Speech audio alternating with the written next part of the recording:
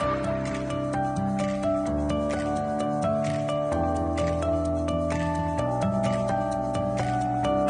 and welcome to Point Serve.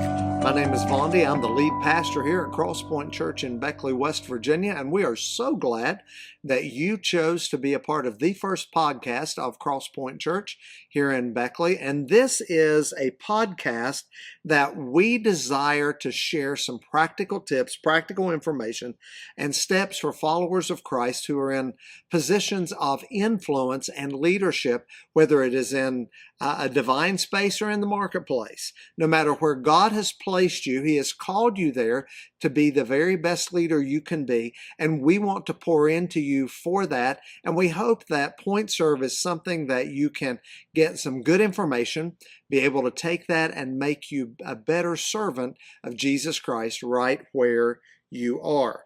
And so when we think about starting something new, we're in the middle of the summer, and most people don't think about starting something new in the middle of the summer, but that's where we are right now. And so when you think about starting something new, typically the negative comes to mind before the positive. Typically we get scared about that, and nothing kills the innovative spirit any more than fear. And whether it's to have another shift running at the manufacturing place where you're leading, or a brand new ministry at the church where you are, no matter what it may be, fear always is that common denominator that keeps us from sometimes stepping out. Fear of failure is a part of life. And that's true no matter what you're doing, no matter where you're leading. But maybe if we learn some things, we can lessen the sting of that. We can lessen how that affects us. We can lessen the way that it comes into our lives and it works with us. And the best way that I know to lessen the fear of failure is whatever new project you start, whatever new idea that you're trying to put into place, give it an expiration date. I'm an old science teacher, and one of the things that I have utilized in my leadership is that we're going to try this as an experiment. We're going to try it, and we're going to try it for a set amount of time. We're getting ready to do something absolutely major here at Cross Point. And what we've done, we've already decided we're going to try it for 6 weeks to see if it works. And then at the end of those 6 weeks, as we evaluate whether or not it worked, we know that we tried it. And if it worked, we will continue it. If it didn't, then we have an expiration date in order to stop it. You see, putting an expiration date on something does not lessen the idea that it's good or that the change needs to happen. It just lets people know, I'm not going to be stuck with this if it doesn't work. I mean, all of us at times when I remember buying a new vehicle, it was new to me anyway, it was a used vehicle, but it was new to me.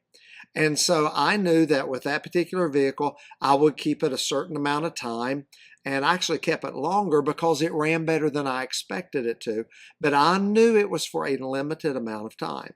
So when you as a leader are looking to implement change, giving it an expiration date, saying we're going to try it for this long, then we're going to evaluate. Sometimes that really helps those that you're leading to be able to get behind it and try it, to get behind it and work with it. They're not going to be stuck with it as we used to joke and laugh in the church world when somebody starts to teach the kids, they're stuck doing that till Jesus comes back. This helps to lessen those things with the people that you're leading. So I want to give you some advantages today, and there's quite a few of them, but I want to give you some advantages today of expiration dates and why those are important for more things than just food. So if you're getting ready to start something new, if the idea is something that just doesn't work right, just know that you're not going to have to live with it. Now, there's something else you need to understand. Anytime that you begin to put a change in place, there are no more failures with expiration dates. Just we discovered something that didn't work. It's not a failure. It's not that this is terrible. When I first started leading here at Cross Point, I had a group of people that had not really done a lot of things outside the ordinary of what was normal church life stuff in the 1980s, and I came here in 1990. And so when I began to present new stuff, I said, let's try it. Let's try it as an experiment. Let's have that expiration date. And slowly but surely, they got used to that process and would try things more and more. And then one day, God, I think, really gave this to me. When I told them, I said, listen, let's try this. And then if it doesn't work, the other, at that point, 6+ billion people on the planet wouldn't know. But we would know that it didn't work. So when expiration dates are utilized, it helps people move beyond that fear of failure. Also, an experiment works easier than killing something that's permanent. One of the things that happens in church life, and it happens in businesses as well, is you start something that works well at that time, but as the society evolves and as the processes change, some things need to go away. When you have an expiration date, you're always looking at something to be able to change it and let it go away. Also, people can live with things if they know it's not permanent most of the time. I know that in my house, my wife likes to change the wall color because it's not permanent. She can change it. And if she doesn't like it, that's all right. She can change it again. But when you and I are willing to put those expiration dates and make things not permanent, it lets others around us that we're leading know, I'm not going to be stuck with this. It also helps you as a leader not to look stubborn. It helps you as a leader not to come up with an idea. And let's face it, sometimes as leaders, we like a particular idea, we like a particular concept. And if we put an expiration date on it, and our leadership team around us works with us on that, and they say, it really didn't work, then we have to live up to our expiration dates as well and say, I think you're all right. No matter how much I like it, it's still not permanent, and I don't want to be that stubborn leader that when something's not working, that I just keep pushing. Maybe we'll try it again. Maybe we'll do it again. I know many of you have already heard that,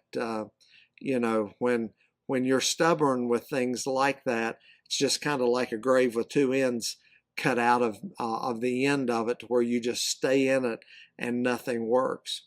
I've learned that there are some things you can be stubborn with. There are some non-negotiables, but very seldom is it a change, is it a ministry that can't be adapted and go to something else. And I mentioned it earlier. When people know that it's going to get a fair hearing, and if it doesn't work, it'll go away, they are much more likely to go along with something they realize they're not stuck with. Now, one of the other things that we try to do at times with these experiments is to call them what a lot of major companies do called a beta test. And a beta test, again, is give it some time, check it out, see if it works, and then we'll go on. Also, when you give it an expiration date, it gives people an opportunity to be able to say, well, I didn't think it'd work, but I wanted to give it a shot anyway. And you have to take that because not every idea is a good one. Not every idea works. But as a leader, you've got to create a culture where they're not afraid to try. People have to know it's okay to try. Because what that does, it helps to make people open to new ideas. It helps people not to be afraid to say, I was thinking about this. And maybe this might work. Because you as a leader don't want to be the only sole person who has to have all the ideas. Because ultimately you'll run out. Ultimately, you'll get older, you'll shift out. I'm so old now, I remember when 8-tracks were still in cars, and then we went to cassettes and CDs, and now it's Spotify and, Audible books and all the other things that you listen to when you're driving and all of that. So I've seen a lot of changes over the years as far as that area is concerned. We want to make sure that the places that we lead, that people are comfortable sharing some ideas, at least having the opportunity. And even if I don't think it's the best idea, if we can try it for a while, I've been proven wrong a few times. Don't tell my wife, but I've been proven wrong a few times. And in all that process, we've always moved forward. So expiration dates. When you're trying to bring in change, when you're trying to adopt something new, when you're trying to experiment with things, people will be afraid, they'll be fearful, they'll resist. But if they know that you're going to evaluate it in a certain amount of time, and if it doesn't work, they're not going to be stuck with it. You create a culture where they are much more apt to walk along and go along and be a part of the process. And in the long run, that creates a stakeholder mentality to where they care so much more about what you're leading, and they'll care more about your leadership as well. Thank you so much for being a part of Point Serve here. I just thank you for being here. And if you like, just hit the like button. Share this podcast with a friend. If you can do that, that will help us expand beyond where we are right now. Point Serve is produced by Mike Smith in coordination with Crosspoint Church here in Beckley, West Virginia. You can find Point Serve on YouTube. And if you're discovering us, let us know. Feel free to send us a note. Let us know that you got something out of this today. You can email us at pointserve@beckleycrosspoint.org, and we will respond to every email that we receive. Thank you so much for being a part of this. We hope that we helped you today to try something new with an expiration date. My name's Vondie. Thank you for tuning in to Point Serve today.